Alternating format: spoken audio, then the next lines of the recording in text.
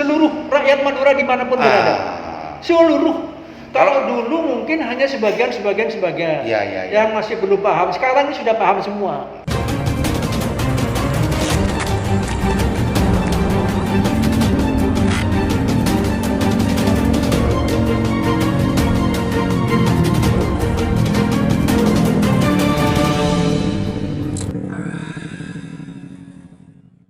Assalamualaikum warahmatullahi wabarakatuh. Kembali berjumpa dengan saya Aliman Haris di acara Sandasan. Pemirsa, hari ini saya sengaja datang ke kantor sekretariat panitia persiapan Provinsi Madura menemui Abah Zaini. Assalamualaikum, Mbah.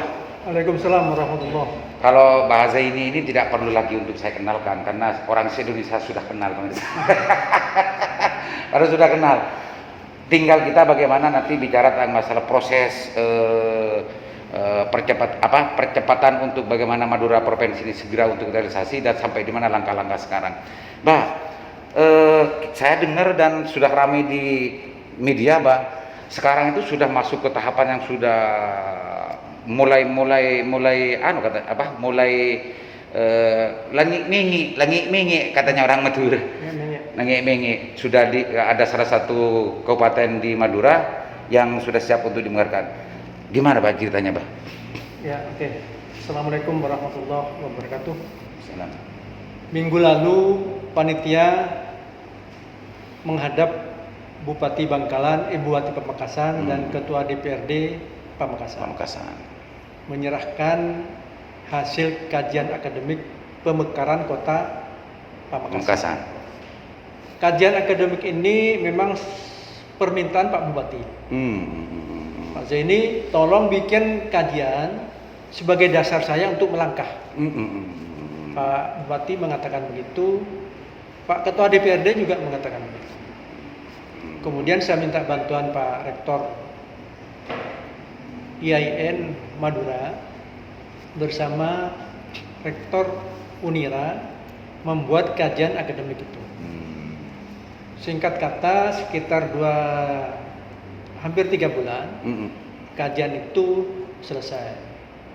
Kemudian setelah selesai kami koordinasi dengan Pak Bupati, kami minta waktu dengan Pak Bupati dan Ketua DPRD Pamekasan, minta waktu kesediaannya untuk menyampaikan kajian akademik pemekaran kota Pamekasan itu sudah selesai. Untuk disampaikan. Cepat juga Pak, 3 bulan Pak. Ya, 3 bulan karena dia timnya cukup besar. Artinya memang serius juga ya semuanya Pak ya.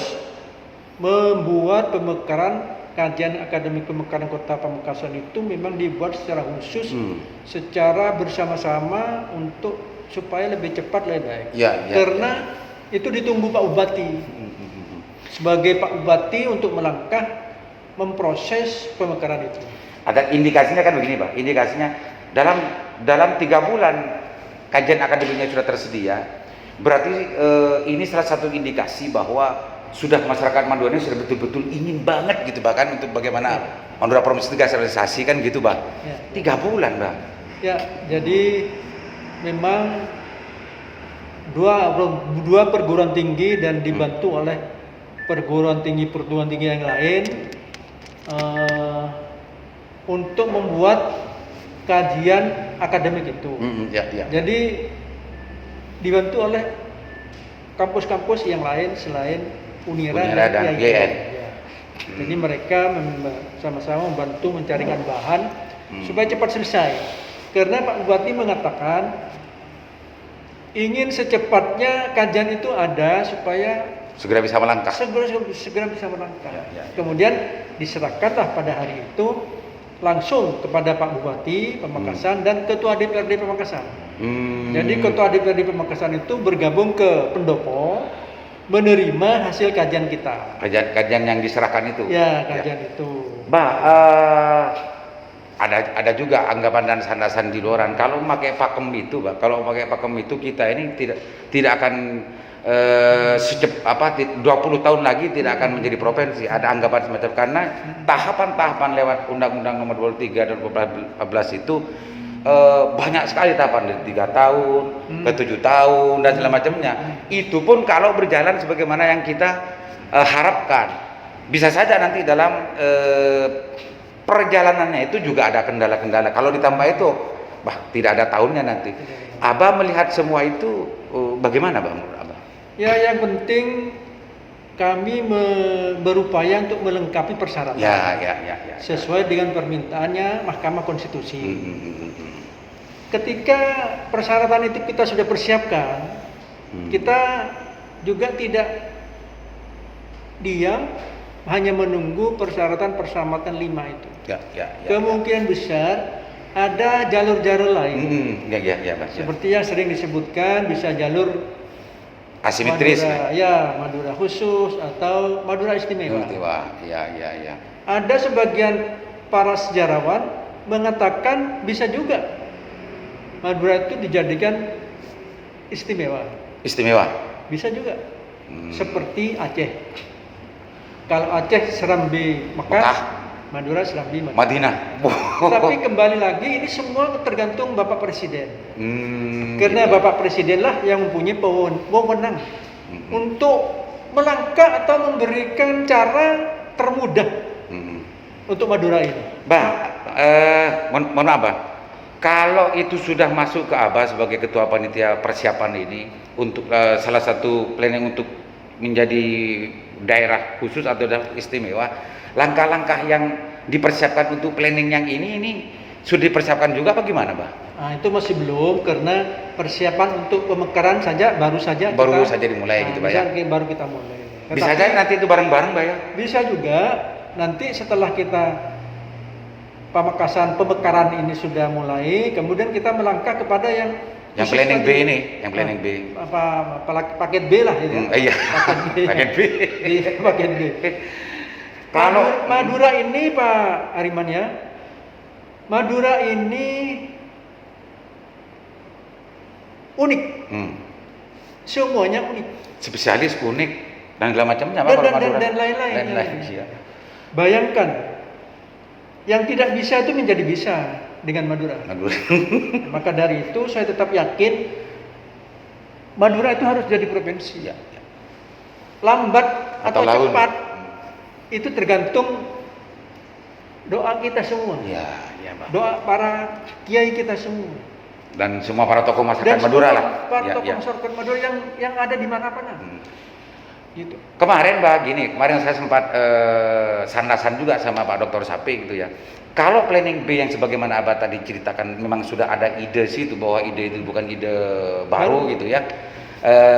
Maka yang harus disiapkan itu adalah kajian kapasitas daerah Madura untuk konsep ini kalau sudah selesai bisa meyakinkan pemerintah pusat bahwa Madura ini betul-betul sudah layak. Tapi dengan jalur ini, khusus atau istimewa tadi itu terserah bagaimana presiden. Itu nomor 1. Yang nomor 2, biar Pak Jokowi juga punya legacy baru. Karena di dalam kepemimpinan Pak Jokowi ini sekarang belum ada satupun DOB yang dilaksanakan, Mbak. Mudah-mudahan yang 35, yang nomor 35 ini mudah-mudahan yang Madura kan gitu, Pak. Gitu, Pak. Pak Jokowi itu orangnya cukup bijaksana.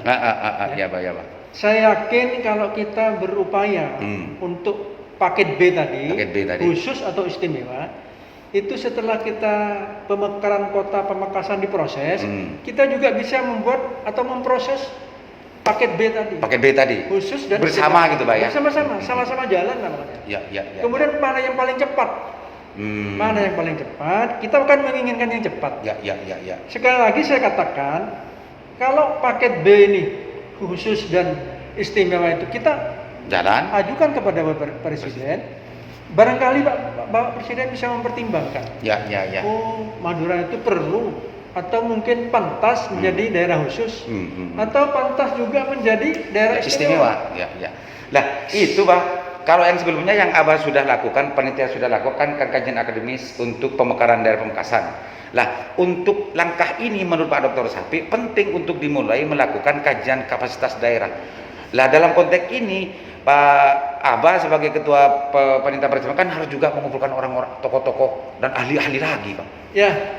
Dr. Sapi itu salah satu tim yang mengajukan judicial review ke Mahkamah Konstitusi. Jadi kelompok atau kampus-kampus UTM pada waktu itu termasuk Dr. Sapi yang ada di dalamnya. Kalau begitu nanti kita bisa memulai melalui Dr. Sapi dan Rektor UTM Bapak Syarif bersama-sama membuat kajian akademik juga. Ya betul. Masalah paket B tadi khusus atau istimewa untuk Madura. Kajian kapasitas. Kalau itu Pak kerjaannya kan lebih melompat, Pak. Kalau yang tadi itu kan bottom up. Yang sekarang sedang dilakukan oleh panitia persiapan kan bottom up dari bawah ke atas. Kalau yang ini lompat dari top down nanti jadinya itu, Pak. Tetapi sekali lagi saya tidak pernah pesimis. Meskipun yang pemekaran ini saya tidak akan pesimis. Takut lama, gitu. Takut lama, saya tidak mau seperti itu. Tidak, saya yakin Madura ada keistimewaannya, ada uniknya, kekhususannya. Ada kekhususannya. Madura itu punya kekhususan lebih banyak daripada yang lain. Karena gini, Pak, kalau ini salah satu anggapan dan juga kesimpulan sementara dan dari para pihak dan juga orang-orang ahli, kalau memakai tahapan-tahapan undang-undang DOB itu memang lama, Pak. Kalau mengikuti peraturannya, sangat lama. Bukan hanya lama, sangat lama. Tetapi supaya kita tidak dianggap latah, kami ingin melengkapi lah persyaratan-persyaratan itu sebagai contoh bahwa sebagai bukti bahwa kita ini memenuhi persyaratan yang ada sekarang. Jadi bukan seenaknya atau semaunya sendiri. Tetapi nanti kalau sudah memenuhi ini kemudian ada langkah-langkah lain, ada langkah-langkah baru, itu kan juga lebih baik. Dan justru juga ini adalah salah satu bentuk keseriusan dan kesungguhan masyarakat Madura yang betul-betul mengharapkan Madura jadi provinsi. Keinginan gitu, Pak ya. Itu pemirsa. Ini kalau bicara sama Abah ini tidak ada selesainya kalau bicara urusan Madura. Karena beliau ini sejak saya mahasiswa, saya sudah dengar bahasa ini. Meskipun saya baru-baru ini tidak sampai 5 tahunan kenal dan juga sering berjumpa dengan bahasa ini. Tapi sebelumnya saya sudah sering dengar bahasa ini yang memang betul-betul getol memperjuangkan tentang Madura. Gitu, Pak ya. Karena sejak dulu, Pak ini, Pak. Keinginan ini sudah lama, Pak. Keinginan sudah lama dan sekarang itu keinginan itu seluruh rakyat Madura dimanapun berada. Seluruh. Kalau dulu mungkin hanya sebagian yang masih belum paham. Sekarang ini sudah paham semua. Dan sama-sama menginginkan. Sama-sama berdoa itu, Mas. Pemerintah pusat dan juga para pejabat-pejabat pusat yang ada di Jakarta, yang dari Madura, ini penting untuk diperhatikan. Dari ujung timur ada Mbah Said Abdullah. Dan yang lain-lain sampai ke sini ada Safiuddin Asmur dan lain-lain. Itu penting untuk bagaimana ini dikomunikasikan, Mbak. Bahkan kemarin itu sebetulnya ada Dinda Slamet yang dari PAN, Mbak. Yang dari PAN itu sempat bicara di panggung di DPR untuk bagaimana memasukkan undang-undang tentang Madura Provinsi dalam prolegnas. Tapi kayaknya kalau tidak disiapkan dengan yang tadi kita bicarakan itu, apa ya, Pak, yang dimasukkan itu? Barangkali itu belum berbicara sama apa mungkin itu, Bang. Mudah-mudahan banyak jalan menuju Madura menjadi provinsi sendiri. Jalan itu tadi jalur lambat dan jalur cepat. Jalur cepat itu. Tapi kita menginginkan jalur bukan hanya jalur cepat, jalur yang paling cepat. Yang paling cepat. Bang, kalau sudah ini kan kita sudah ada Kalimatun Sawa nih, Bang. Kalimatun Sawa tentang masalah bagaimana Madura Provinsi ini betul-betul segera untuk terrealisasi.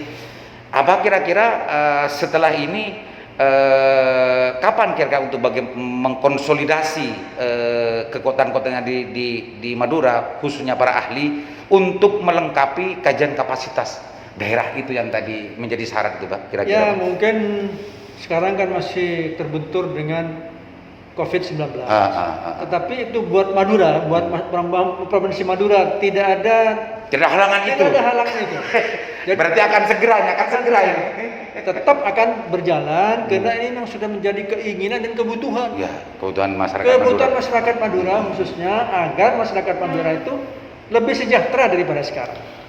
Dan saya yakin, Pak, kalau Abah terus seperti ini dan langkah yang kedua ini betul-betul diseriusi nanti, karena siapa yang nggak tahu bahasa ini, istana itu sudah sering ke sana melihat ini, dan ini bisa meyakinkan pemerintah pusat.